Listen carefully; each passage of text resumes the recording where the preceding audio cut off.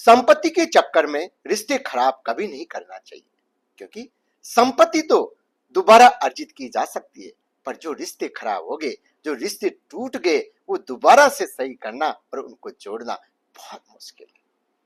मैं आपको एक छोटी सी कहानी सुनाता हूँ। एक शेखावाटी सेठ थे जो अपने गांव छोड़ के देश के दूसरे कोने में व्यापार करने चले गए। उन्होंने बहुत सारा धन कमाया और बहुत आलीशान मकान बना लिया।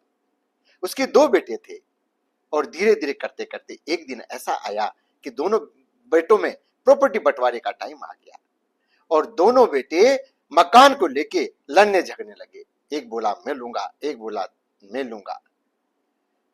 पिताजी ये सब कुछ देख रहे थे, तो देख के उन्होंने मुस्कुरा दिया। तो बच्चों ने सोचा कि यार पिताजी मुस्कुरा क्यों रहे हैं। तो उन्होंने बोला पापा हमारी तो लड़ाई हो रही है, तो आप उनका इसका सुलझाव न करने के बजाय आप हंस रहे हैं।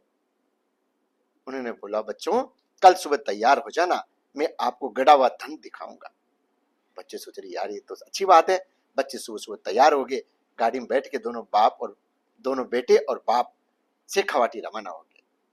शेखावाटी पहुंच के उनके पिता ने उनकी पुश्तैनी हवेली के पास लेके चले गए और वहां खड़ा कर दिया।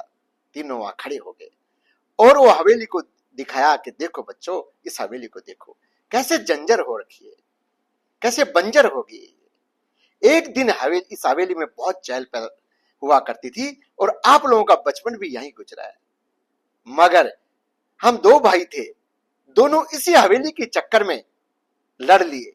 इसका नतीजा ये निकला कि मेरा भाई मेरे को छोड़ के विदेश चला गया और मैं व्यापार के लिए देश के दूसरे कोने में चला गया और ये हवेली सुनी की सुनी रह गई, आज बंजर हो गई। अर्थात आप दोनों अगर प्रॉपर्टी के चक्कर में ऐसे लड़ोगे तो ये प्रॉपर्टी तो यहीं रह जाएगी, मगर तुम्हारे रिश्ते बर्बाद हो जाएंगे। ये सब सुन के उसके दोनों बच्चों में बहुत अक्ल आ गई और वो दोनों प्यार से रहने लगे।